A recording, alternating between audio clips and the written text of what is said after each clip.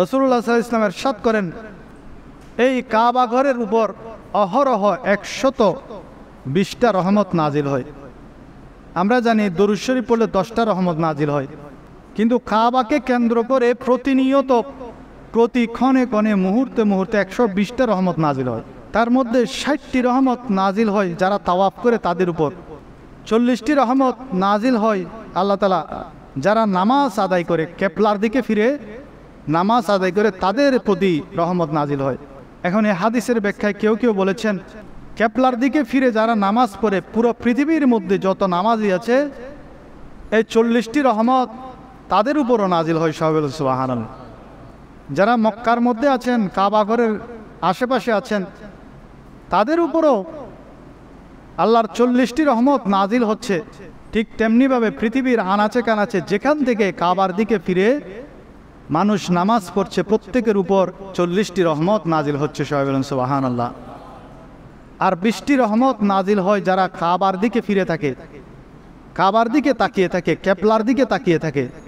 যারা কাবা ঘরের চত্বরে বসে বসে কাবা ঘরের দিকে তাকিয়ে আছে তাদের উপর যেমন রহমত 20টি রহমত নাজিল হচ্ছে, ঠিক তদ্রূপ পৃথিবীর আনাচে কানাচে যে যেখান থেকে কেবলার দিকে ফিরে বসে থাকে, আল্লাহর ঘরের দিকে ফিরে বসে থাকে, আপনি দরুদ শরীফ পড়ছেন, কেবলামুখী হয়ে বসলেন, আপনার উপর 20টি রহমত নাজিল হচ্ছে।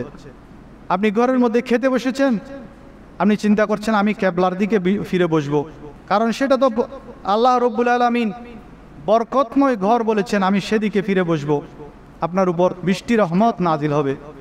আপনি মসজিদে বসে নসিহত শুনছেন, ওয়াজ শুনছেন, আপনি বসেছেন কেবলার দিকে ফিরে, এই কেবলার দিকে ফিরার কারণেই আপনার উপর 20টি রহমত নাজিল হবে।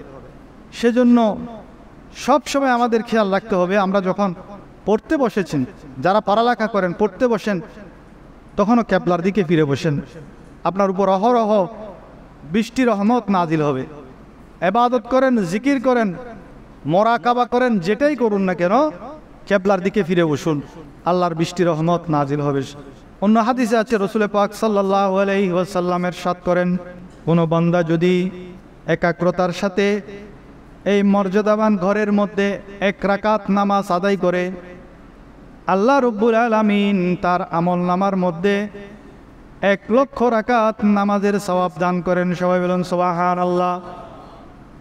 বর্তমানে যারা কাবা ঘরের চত্বরের মধ্যে আছেন তারা তো 1 রাকাতে 1 লক্ষ রাকাত সওয়াব অর্জন করতে পারছেন। আমরা কি করব? আমরা কেবলার দিকে ফিরে বসে থাকব। আল্লাহ রব্বুল আলামিন এটার জন্য আমাদের উপর 20টা রহমত নাজিল করবেন এবং আমরা নামাজ আদায় করব কেবলার দিকে ফিরে, সেটার জন্য আল্লাহর 40টি রহমত আমাদের উপর নাজিল হবে। সবাই বলুন সুবহানাল্লাহ। তবে তাওয়াফ করার জন্য পৃথিবীর জমিনে একটাই ঘর, সেটা হলো কাবা ঘর। কাবা ঘর ছাড়া পৃথিবীর জমিনে আর কোনো ঘর নাই তাওয়াফ করার জন্য। সেজন্য আমাদের নিয়ত থাকা উচিত, ইচ্ছা থাকা উচিত, আল্লাহ যেন আমাদেরকে এই বরকতময় ঘরের, পবিত্র ঘরের তাওয়াফ করার তৌফিক দান করেন। দোয়া করতে হবে, প্রচেষ্টা চালাতে হবে, ইচ্ছা থাকতে হবে। ইচ্ছা থাকলে অবশ্যই আল্লাহ রব্বুল আলামিন আপনার ইচ্ছা পূরণ করবেন। যদি ইচ্ছা না থাকে আপনি কোটি কোটি টাকার মালিক হলেও আপনার নসিবে জুটবে না।